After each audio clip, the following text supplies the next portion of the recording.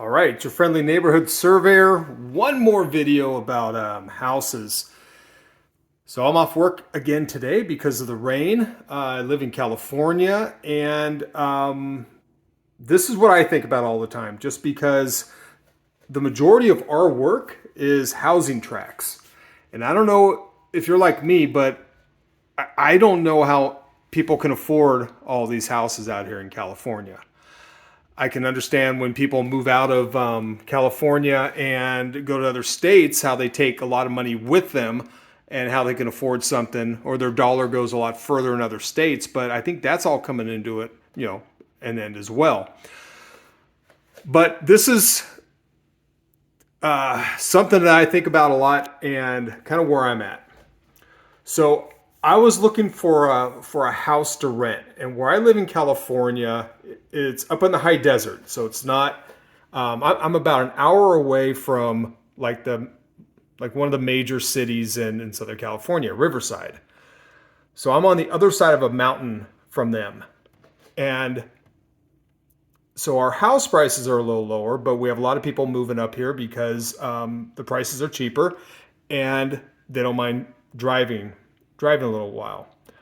So rent right now, I looked at a house. Rent right now is $24.95 a month. This is for a 2,400 square foot house. It was a 3 bedroom, 2.5 bath.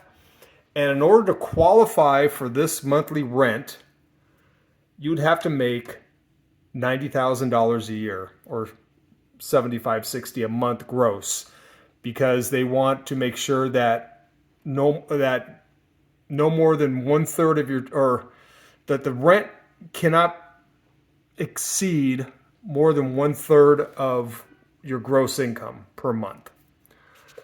So for me to rent this house, I have to make $90,000 a year, or I have to pay a whole year in advance. I Googled what the average household income is in California, and they say it's $96,000 a year. So that's not just one person, that's, just the household income. So if I wanted to buy this house, so I went on Zillow and I looked up the address. This same house, 2,400 square feet, goes for, or would be appraised at $479,000. Now that's close to like the national average. I think the national average is about $400,000. So $479,000 for that exact same house. But to qualify for this house, so I just Googled, you went on their calculator on what can I afford. So if I make, and everyone knows how much we make as surveyors. So if I make $96,000 a year, what do I have to do to buy this house at $479,000? At a 7% interest rate. Now, it's more like 8%, but I did 7%, just in case, or just to make it simple. So they say that you cannot have more than $250 a month in debt payments. So like credit cards, car loan, and stuff like that. To me, that's not going to happen. I mean, everyone has a car payment, I think at least $250. And but I went with what they were asking for. So $250, or you have $250 with the debt payments.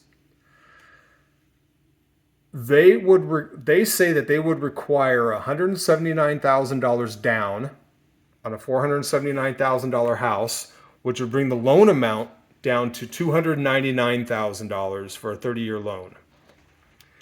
And that loan amount would be approximately $1,992 per month, which is less than that $2,495 rent.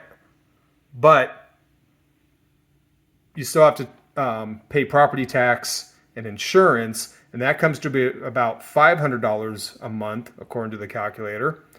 So that raises it up to $2,492, which is pretty close to what you would rent it at. But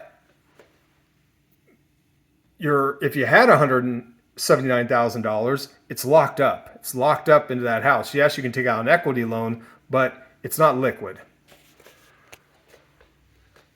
So if you so this is how I think about things is I would rent. I got a 5-year plan. I would rent.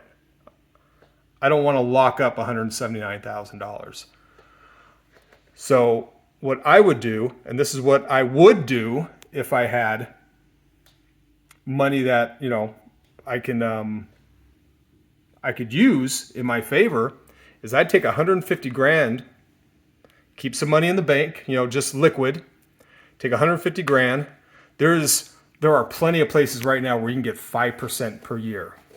If you open up a Robinhood account, it's damn near 5% for just keeping money in there. And you could even invest with it and you still get that percentage. So 5% on 150 is $7,500 a year, which would be $620 per month.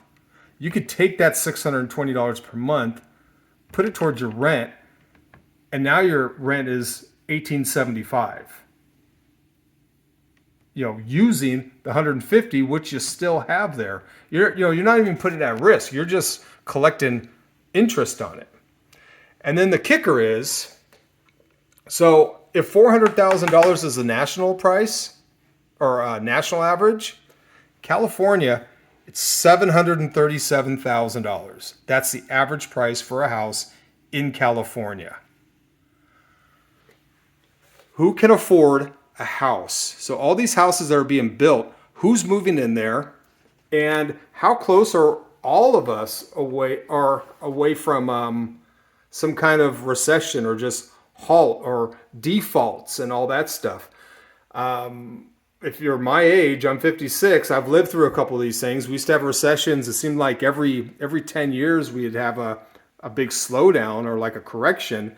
And I think we missed our slowdown or our correction during that COVID time. And I hope it doesn't happen. We have an election coming up, but I think everyone's priced out. But they keep buying. They keep buying. The prices keep going up. So let me know what you guys think. I'm not trying to be a bummer, but this is our industry. Even if it's buildings or whatever, commercial buildings, this is what we do, and this is what affects our job. So let me know what you think. Surveyor out.